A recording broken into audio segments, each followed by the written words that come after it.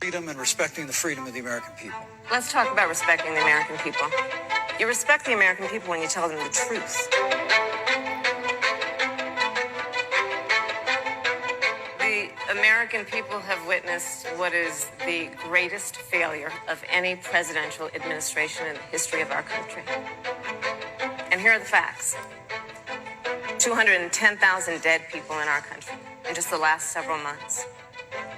Over 7 million people who have contracted this disease. 1 in 5 businesses closed. We're looking at frontline workers who have been treated like sacrificial workers. We are looking at over 30 million people who in the last several months had to file for unemployment. And here's the thing. On January 28th, the vice president and the president were informed about the nature of this pandemic. They were informed that it's lethal in consequence, that it is airborne, that it will affect young people, and they knew what was happening and they didn't tell you. Can you imagine if you knew on January 28th, as opposed to March 13th, what they knew, what you might have done to prepare? They knew and they covered it up. The vice president said, when asked, well, why didn't y'all tell anybody? He said, because the president wanted people to remain calm. So I want to ask the American people, how calm were you when you were panicked about where you're going to get your next roll of toilet paper? How calm were you when your kids were sent home from school and you didn't know when they could go back? How calm were you when your children couldn't see your parents because you were afraid they could kill them? But this administration stood on information that if you had as a parent, if you had as a worker knowing you didn't have enough money saved up, and now you're standing in a food line because of the ineptitude of an administration that was unwilling to speak the truth to the American people. I will always fight for a woman's right to make a decision about her own body. It should be her decision and not that of Donald Trump and the vice president, Michael Pence. But let's also look at what else is before the court. It's the Affordable Care Act.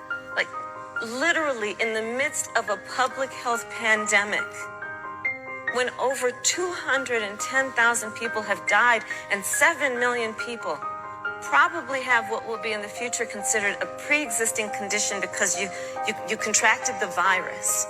Donald Trump is in court right now trying to get rid of the Affordable Care Act. If you have a pre-existing condition, heart disease, diabetes, breast cancer, they're coming for you.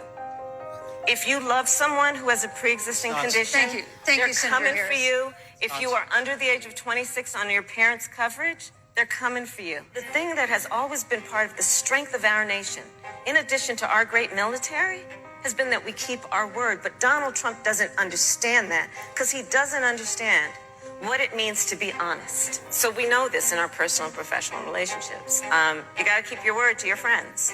You got to be loyal to your friends. People who've stood with you, got to stand with them. You got to know who your adversaries are and keep them in check.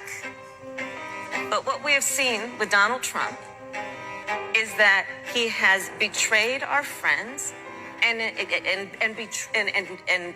embraced dictators around the world. We now know Donald Trump owes and is in debt for $400 million. And just so everyone is clear, when we say in debt, it means you owe money to somebody. And it'd be really good to know who the President of the United States, the Commander-in-Chief, owes money to, because the American people have a right to know what is influencing the president's decisions. And is he making those decisions on the best interest of the American people, of you, or self-interest? I will not sit here and be lectured by the vice president on what it means to enforce the laws of our country. I am the only one on this stage who has personally prosecuted everything from child sexual assault to homicide. I'm the only one on this stage who has prosecuted the big banks for taking advantage of America's homeowners. I'm the only one on this stage who prosecuted for-profit colleges for taking advantage of our veterans. And the reality of this is that we are talking about an election in 27 days, where last week the President of the United States took a debate stage in front of 70 million Americans and refused to condemn white supremacists. Not true. And not true. It wasn't like he didn't have a chance He didn't do it, and then he doubled down. And then he said, when pressed, stand back, stand by. And this is a part of a pattern of Donald Trump's. And we will not let anyone subvert our democracy with what Donald Trump has been doing, as he did on the debate stage last week, when again in front of 70 million people, he openly attempted to suppress the vote. Joe Biden, on the other hand, on that same debate stage, because clearly Donald Trump doesn't think he can run on a record because it's a failed record, Joe Biden on that stage said, hey, just please vote. So I'll repeat what Joe said. Please vote.